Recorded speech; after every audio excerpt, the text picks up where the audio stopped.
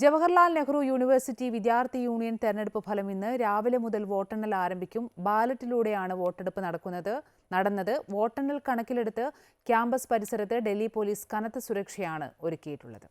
4 വർഷത്തെ ഇടവേളയ്ക്ക് ശേഷമാണ് JNUവിൽ വിദ്യാർത്ഥി സംഘടനാ തെരഞ്ഞെടുപ്പ് നടന്നത്. കഴിഞ്ഞ തെരഞ്ഞെടുപ്പിൽ ഇടത് വിദ്യാർത്ഥി സഖ്യമാണ് വിജയിച്ചത്.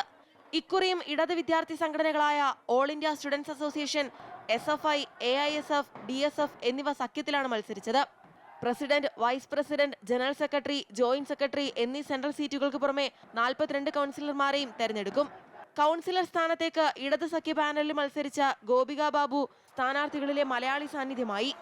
ABVP, NSUI, RJDയുടെ വിദ്യാർത്ഥി വിഭാഗമായ ഛാത്ര രാഷ്ട്രീയ ജനതാദൾ, ബാബ്സ, ഫ്രറ്റേണിറ്റി മൂവ്മെന്റ് എന്നീ സംഘടനകളും മത്സരരംഗത്തുണ്ടായിരുന്നു. ലോക്സഭാ തെരഞ്ഞെടുപ്പിന് തൊട്ടുമുൻപായി പുറത്തുവരുന്ന JNU വിദ്യാർത്ഥി യൂണിയൻ തെരഞ്ഞെടുപ്പ് ഫലം രാഷ്ട്രീയമായി ഏറെ പ്രാധാന്യമുള്ളതാണ്. ABVP നേട്ടമുണ്ടാക്കിയാൽ അത് BJP അനുകൂല കാവ്യ രാഷ്ട്രീയത്തിന്റെ മുന്നേറ്റമായി വ്യാഖ്യാനിക്കപ്പെടും. ഇടത് സഖ്യത്തിനോ NSUIക്കോ മറ്റ് സംഘടനകൾക്കോ നേട്ടമുണ്ടായാൽ പ്രതിപക്ഷ സഖ്യം ഇന്ത്യക്ക് അനുകൂലമായ രാഷ്ട്രീയ സാഹചര്യമെന്ന വിലയിരുത്തലുണ്ടാകും. അമൃത ന്യൂസ്, ന്യൂഡൽഹി.